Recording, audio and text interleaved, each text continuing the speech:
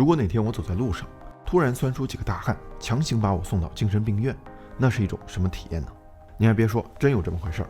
整个20世纪的精神病治疗几乎都被行为主义垄断，说白了就是，只要你有不正常的行为表现，就可能被当成精神病。至于什么样的表现是不正常的，那就不是你自己说了算了。很多人就这样被送进医院，经过一番折腾，不管有没有病，都能整出点病。好在有一位叫做大卫·罗森汉恩的勇士决定去精神病医院走一圈，看看自己是否也会被当成精神病。而他之所以敢以身涉险，是因为他本身是斯坦福大学法律系和心理学系的教授，也就是说人家是专业的。实验是这样的，除了他自己，他又招募了3女4男，一共8个人参加这场大型真人狼人杀游戏。当然这些人都被确认过没有精神病史，心理状况良好。接着罗森汉恩又找了位于美国5个州的12家精神病院，用这种方式降低医院水平的差异对实验结果的影响。参与实验的8名志愿者分别前往这些医院接受诊断，他们每个人都说自己有严重的幻听，时不时听到当当当的声音，其他都很正常。如果志愿者成功进入精神病院，就开始各自的记录，假装服药，然后向医生反馈幻听已经消失，等待医生的下一步安排。大家觉得结果会怎样？如果是你有把握让自己顺利出院吗？尽管这些假病号的演技并不好，很多时候他们的表现不符合精神病患者的典型症状，然而实验的结果却令人震惊。这8名志愿者有7名被诊断为精神分裂症，而另外1人被诊断为双向情感障碍。即便他们一进入医院就声称幻听消失了，但仍然被要求住院治疗，是不是很魔幻？这些正常人在医生眼里竟然无一例外都成了精神病。虽然入院之后，医生每天询问他们感觉如何，每个人都说自己已经好了，不再有任何症状了，甚至还有一个没有耐心的志愿者说自己就是来做实验的，其实根本没病，要求出去。但是医护人员非但没有听进去，还在诊断书中这样写：病人的妄想症正在加剧。更有意思的是，最先怀疑这些志愿者不是精神病患者的，也不是医生，而是医院里的其他精神病患者。其中有一家医院，在118名患者中，有35人认为志愿者行为正常，就是来暗访的记者。最后，这8名假病号的住院时间从7天到52天不等，平均住院时间19天。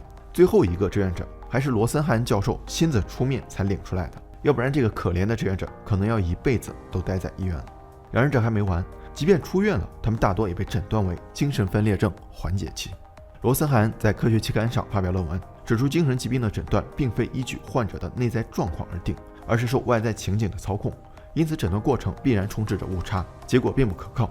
罗森汉恩的论文发表后，精神病院看谁都像精神病的误判现象被彻底揭穿。美国很多精神病相关的机构接连倒闭，整个美国精神病患者的数量下降了将近50%。罗森汉恩认为，精神病院作为一个特殊的环境，只要进入，人们的一切行为都会被贴上精神病的标签，从而引发标签效应。无论做出什么正常行为，都会被认为是不正常的。于是罗森汉恩发出质疑，导致一个人被诊断为行为不正常的标准，究竟是基于行为本身，还是基于这个人所处的环境？出于职业原因，医生更倾向于说一个健康的人患病，而不是一个患病的人健康。大家可以这样理解，当我们进入医院寻求帮助时，通常情况下，医生不会给出健康的判断，而是依照有病推论，鼓励我们做进一步检查。但精神疾病的特殊性很可能会导致这种倾向因为标签效应而出现不可逆的误判诊断。但你要觉得这种现象只出现在精神病医院，那就大错特错了。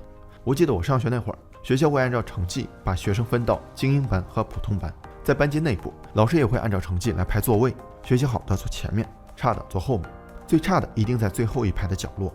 也就是说，学生的成绩能够通过他所在的班级和坐的位置轻松判断，而他们在踏入社会之前，很可能一直背负着差生的标签。老师不待见，好学生也不愿意跟他们玩。虽然现在很多学校取消了这种机制，但老师主观上依然会把学生分成3、6、9等。这种粗暴的贴标签方式，不仅掩盖了学生其他所有的特质，也忽视了10几岁的年纪是人生可塑性最强的一个阶段。这间接让阶级的概念提前刻入学生的 DNA 里，并且伴随他们的一生。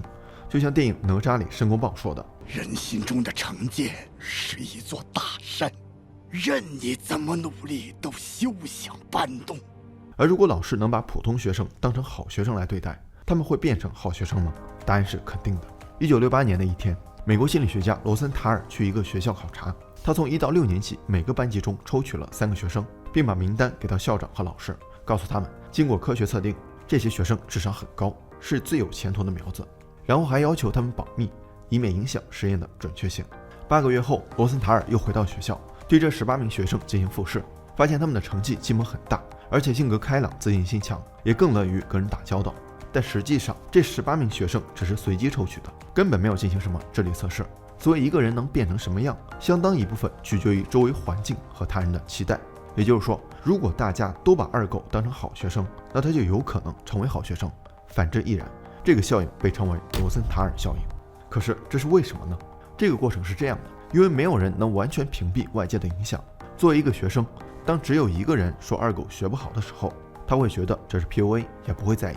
但如果老师、家长甚至所有人都说他学不好，二狗就开始自我怀疑，是不是自己真的学不好。而这还只是开始，因为一旦大家对二狗产生了刻板印象，就会区别对待。老师会让他坐在后面几排，不再重点关注和指导，好学生不会跟他一起讨论问题，家长可能也不再重视他的学习。这些就像马太效应一样。